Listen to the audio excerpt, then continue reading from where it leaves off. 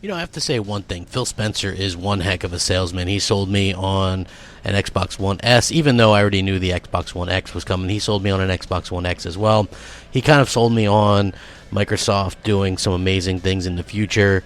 You know, you really had faith in the guy, and I really thought that Microsoft was backing Xbox in terms of the actual box itself. And now you kind of come to find out that the backing is for Xbox as this brand slash app, that realistically the box itself is the least important part according to them.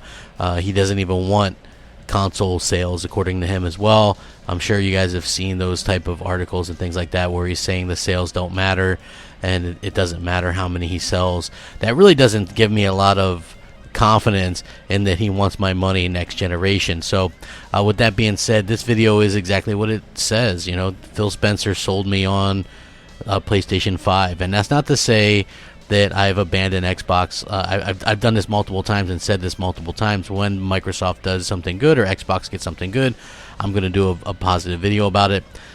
You know, I'll probably still end up getting a Scarlett at some point. They're going to have to sell me on that, though. I believe the first chance is going to be next E3, whereas Sony has already sold me on the PlayStation 5 and Phil Spencer as well, because Phil Spencer refuses to acknowledge the hardcore console fan base.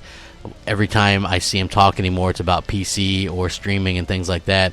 I get it, but as a Xbox fan, as a console-only gamer, you sort of shake your head and you have to wonder where you fit into this whole thing. You know, they've already said they don't want, you know, it doesn't matter about console sales, and he said this multiple times. So where do I fit in? Where's the idea that you guys actually want me on board with Xbox? That's the bit of a problem. I don't believe that they're going to create amazing software. They have a lot to prove in that regard, whereas Sony and Nintendo have proven to me over decades that they create amazing software. Microsoft has a lot to prove in that sort of aspect. You know, I think that now when Sony came out the other day and said, hey, we're going to be for the hardcore, we want to make big AAA games, this is exactly what they said. Sony, the company, believes that big budget titles are the games that people buy console for, and as such, that's where Sony will concentrate its efforts. This line of thinking also applies to Sony's own exclusive projects, which will be the focal point on PS5. So they've already came out and said, hey, we're focused on these big budget games, big AAA bangers, and Microsoft, on the other hand, trots out these small little games and these little double A's and things like that, and expects people to be happy, and some people will be.